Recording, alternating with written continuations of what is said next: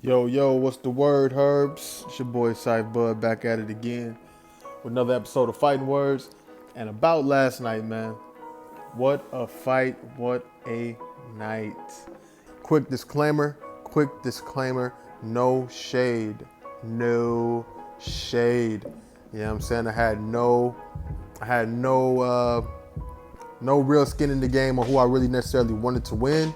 I was just happy to see a good fight on national TV, or at least free TV, quote unquote free TV. So no shade. This is all objective. You know what I'm saying? I'm not on anybody's camp. You feel me? You know what I'm saying? No shade. Congratulations to Teofimo Lopez. Yeah, man. Teofimo Lopez came out the victor in the quote unquote undisputed championship at 135 lightweight division. Congratulations to him.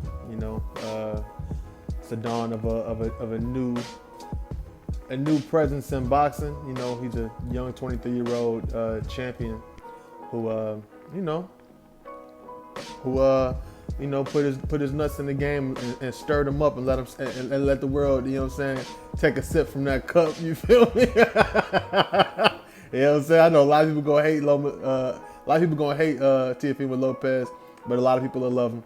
You know what I'm saying? So good fight, good night. I'm gonna go ahead and give my scorecard. Look off my little notes of how I scored the fight and why I did. So I'm gonna look back at it myself right now. All right, so real quick, let's get it. First round, it was a very low activity, filling out process. We seen that Lomachenko started off very defensive early in the fight, and it was Teofimo Lopez who was pressing the action. He was making attempts to land that right hand, usually with a straight to the body. He didn't really land too much, but he did press the action, so I gave the first round to Teofimo Lopez. Second round, we see another attempt at landing the right hand from Teofimo Lopez, and he was more effective early in the round, in round two. So and we've seen Lopez still being defensive, trying to open up with that left hand. He did land a straight left at the end of that round. That's when you saw the side camera go to Teofimo's girl, like, oh my God, with her hands to her mouth, clutching her pearls or whatnot. You know what I'm saying? But Loma tried to open up a little bit in that round, a little bit more. Teofimo was still more the aggressor, and he was a little bit more effective in his aggression in that round. So I gave round number two to Teofimo Lopez as well too.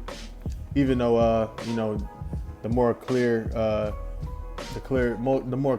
dominant punch of that round came from Vasil Lomachenko, but all in all, it's 3 minutes in the round, so I gave that round to Lopez. All right, round three. round three. I would say still no significant punch landed, for anything to be said about round three. But we did see at the beginning of the round, we seen Teofimo starting off with pressure, making an effort to the body. A lot of that stuff landed on elbows and guards that Teofimo threw that round. And but we did see Teofimo throw a nice left hook to the body around 45 seconds left in the round. And we seen Loma opening up more, especially toward the end of the round. We seen him start landing that right jab real strong. You know what I'm saying, to Teofimo. And we did see around 30 seconds left in the fight. 30 seconds left in the round. We did see Loma open up with a nice combination, nice counters, nice counter with the left hand. Around 30 seconds left in that round. So I did give that round to Vasil Lomachenko, round number three. Round number four. All right. That's when we had a little jab war going on around number four. That Vasil Lomachenko definitely came out the better end of that jabbing war. We seen Teo, kind of slow down and trying to box with Loma, which really wasn't really good idea in my opinion, especially that early in the fight. So he tried to outbox Loma. Uh, he tried to he had some subpar body attacks he tried to land against Loma that really didn't land flush in that round. So I gave the round number 4 too for still Lomachenko because it was pretty much a jab war that Loma definitely came out on the better end of on that round. All right, so round number 5. What does it say? All right, round number 5 was clearly for Teofimo Lopez. You know what I'm saying? He was way more effective with the body work than he was in previous rounds, and he was doing good. You know what I'm saying? He pretty much he neutralized Lomachenko in that round. I felt like very well. He was a lot more effective with the body work. You could tell all the attempts that he was trying to do previous in the rest of the fight. In the beginning of the fight, he was actually executing the body work that he wanted to execute in round 5. So easily that round went to Teofimo Lopez. Round number 6. What the hell did I say? Round number 6. The effective aggression continued from Teofimo Lopez. It continued from Lopez. But his guard, what was that? Yeah, his right hand. He was real effective with that right hand. Loma had some jabs. You know what I'm saying? He landed effective in round 6. He was still being. He still at that point he wasn't pressing the action as much as a lot of people feel like he should have. You know what I mean? Because by that time, it's clear. It was possible for people to see that Loma isn't opening up enough. He's not being aggressive enough. You know what I mean? So Loma left it on the table a little bit in round 6, and I gave that round to Teofimo Lopez. Round number 7. This is pretty much where the fight really starts. You know what I mean? All right, let me see what I see right here. Fight really breaks out. Tio starts pressing the action, and Loma starts to open up as well too, try to make some attacks. But I can say that this round was easily the best round for Teofimo Lopez. Round number 7. That was his best round of the fight. You know what I mean? He pieced up Loma effectively, pressed him effectively. He landed some good punches, and Loma was not effective at all in this round. And rewind on back, number 7, no question, belonged to Teofimo Lopez. All right, keep it moving. Round number 8. Round number 8. I gave to Vasyl Lomachenko. Opened up early. You know what I'm saying? He opened up early, threw some good combinations, and he hurt Teofimo Lopez around the minute and 30 seconds left of the round. He hurt Teofimo Lopez around that time of the fight. He opened up with his combos. He let his will be known when he was in round number 8. He was out there. He landed some punches. Teofimo tried to counter in that round, not effectively, and it was somewhat of a headbutt in that round early, but nothing of consequence. But Loma opened up in round 8, so that round went to Lomachenko. Round number 9. Vasyl Lomachenko came back with more combination punching. You know what I mean? And he was, I believe he was effective in those combinations. What we got? And this round too, we seen Tio starting to get fatigued, man. This one, his arm started dropping, and Loma started to capitalize on that leaky defense. From Tio started to become more fatigued, probably mentally fatigued as well too. Waiting to see what's going to happen with Vasyl Lomachenko. Actually, I'll say around with a minute and a half left. Teofimo Lopez did a good job countering well.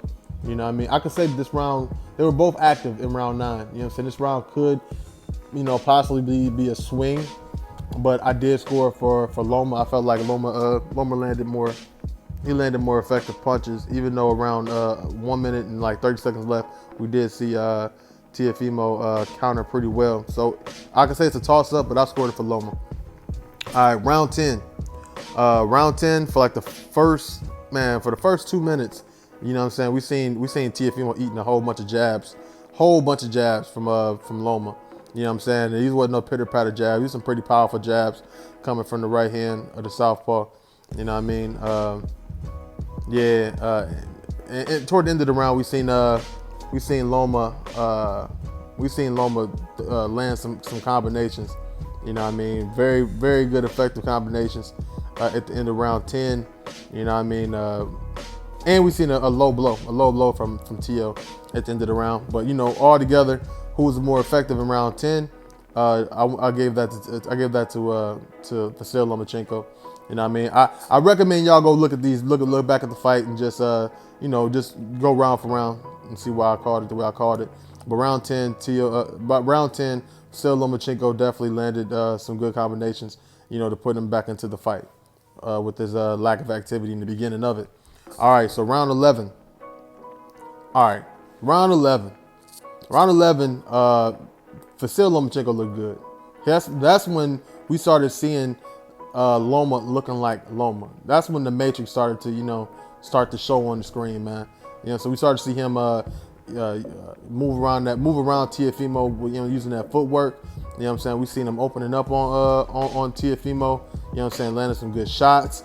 Tio looked fatigued. He was tired. Hands was low, extremely low at this point, enough to where even the commentators, even had to mention it. You could tell he was tired.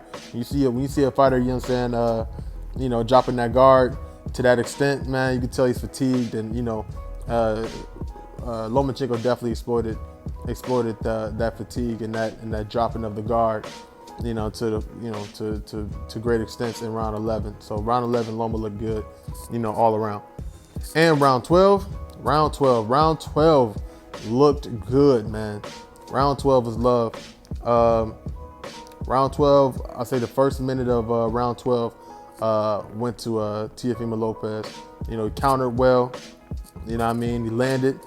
They both came out crispy. You know what I'm saying? Second minute of round 12, I kind of gave it to Loma. He was landing some good combinations.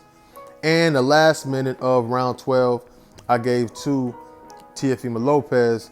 He did land that left hand very well and actually stunned and hurt Vasyl Lomachenko with that left hook. You know what I mean? First left hook he hit him, I believe might have been a counter. He hit him with a left hook, and you could tell he stunned Lomachenko. And also on the changing of Lopez kind of stepping in and going southpaw for a quick second, we see another left hand coming from the rear position from Teofimo Lopez, hitting Loma with another left hand, hurting him, you know what I mean, and effectively winning the round, in my opinion. So round 12 went to Teofimo Lopez. All right. That being said, count them shits up, just to let it be known. So I got Lopez winning rounds 1, 2, 5, 6, 7, and 12. I got Vasyl Lomachenko winning rounds 3, 4, 8, 9, 10, and 11, which would, in my opinion, would rule it a draw. If that's how you wanted to play it, you know what I'm saying, that would have ruled it a draw. If you played it by the numbers. Like I said, man, no shade. You know what I'm saying? No shade at all. Teofimo Lopez, he won the fight. It is what it is. I ain't tripping, you know what I'm saying? Really, as you can see on the screen, I made my money, you feel me? I bet on Lopez, you know what I'm saying? I actually, my boxing mind told me that Vasyl Lomachenko would have won. And honestly, I think he would have won if he'd pressed the action, opened up earlier. But I don't really think it was enough to give either one of the men, the nod for undisputed. You know what I'm saying? Like, I feel like the fight didn't break out to the second half of the fight. I mean, that is what it is. That's me being a bloodthirsty fight fan. It is what it is. Logically, it was a draw. You know what I'm saying? 6 rounds to 6 rounds. It is what it is. I don't feel like either man really went over, and really put their flag down and said, I won definitively. This fight was great between two fighters, and I honestly feel like these type of fights, man, undisputed fights need to be fucking 15 rounds, man. Take it back to the old school rules, man. Because, I mean, if you add 3 more rounds to that fight, man, somebody probably would have got knocked out. Somebody definitely would have got knocked down. I know that's for damn sure. You know what I mean? But, hey, it's the era we live in, man. 12 rounds is 12 rounds. You know, it's unfortunate that, you know, there's no rematch clause for these guys to run it back and see this fight again. You probably would never see these two guys in the ring together again, unfortunately. I would like to see a rematch, but it's just not going to happen. Vasyl Lomachenko is probably going to go down to 130 and do his damn thing. Probably fight somebody like a Gervonta Davis for another money fight. Gervonta weak as hell for not trying to get at Lomachenko earlier, but I ain't even gonna get into that. That's another video. And Teofimo Lopez is claiming he wants to go up to 140 and fight the winner of Jose Ramirez versus Josh Taylor, which I think is a suicide mission because Josh Taylor will fuck around and put that boy in the box. You know what I mean? Josh Taylor belong up there at 147.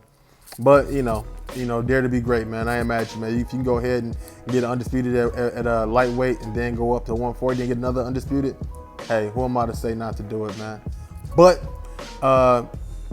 let's keep it a buck. Homie Teofimo Lopez is not, and I repeat, is not undisputed.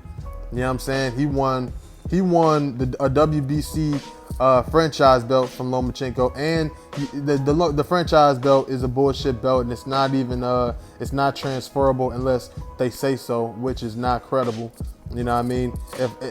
If Loma would have won, I could say, okay, arguably, which is oxymoron, you're arguably the undisputed champion. You know what I mean? Because you did win the belt, and you know they had the transference of the real belt to franchise for whatever reason. I'm not even going there, but he did win the belt. You know what I mean? But the real belt stands with Devin Haney. And honestly, if Teofimo Lopez really wants to be considered to be undisputed and it really being undisputed, he has to fight Devin Haney at 135 to make that stance legitimate. Yeah, you feel me? So that is what it is, man. Your man Sight Bud, I'm out with it. Beast mode, this fighting works.